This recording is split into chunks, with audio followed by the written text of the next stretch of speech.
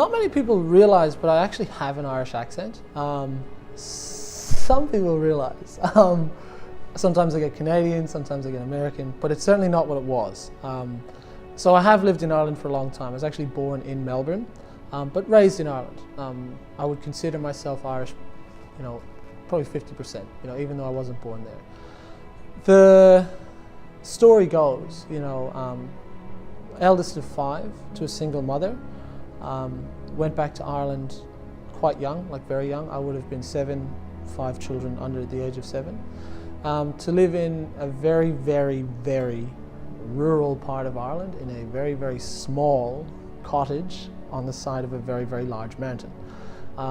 Essentially, Mum was a nurse. She worked cleaning surgical equipment all hours of the day, and a huge part of the role of my brothers and sisters, I suppose, growing up, fell to me. Not just being the bigger brother, but also chopping the firewood, cleaning the snow off the lane, making sure that the water tank didn't, we had water for the next day, that the filters didn't clog up, climbing the mountain to actually find the source of the water on the mountain to make sure that it didn't clog up. That sort of stuff. From there, I remember seeing the way my life would pan out. I pretty much saw myself, I sort of accepted that I would just end up being a labourer or something like that. And then I met some pretty influential men in my life, and they were my mum's brothers. They were all quite successful. Mum's one of 15, Irish Catholic family.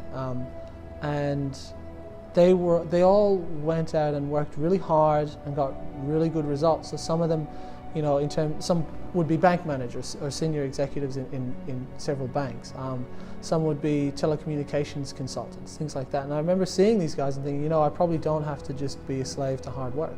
Went and did a lot of work as a brickies labourer at a very young age, making extra money for Mum to support the family and things like that. And then I knew, I was like, yeah, I know that if I put in the work, I can do better. I can probably live the life that I want to live. So I did. Studied very hard, worked very hard, really drove Mum to get me into really good schools. And thank God she contributed to it. At the age of 11, Mum had a head-on collision with a truck in a van. All my brothers and sisters were in it. And I remember I was at a friend's house, and she came in to drop my sleepover stuff on the Friday night. And I got a phone call walking back from the shops, and Mum he said, Aidan, look, there's been a car accident, your mum's in the hospital. Her brothers and sisters are okay, but she hit a truck, things aren't good. It scared the shit out of me.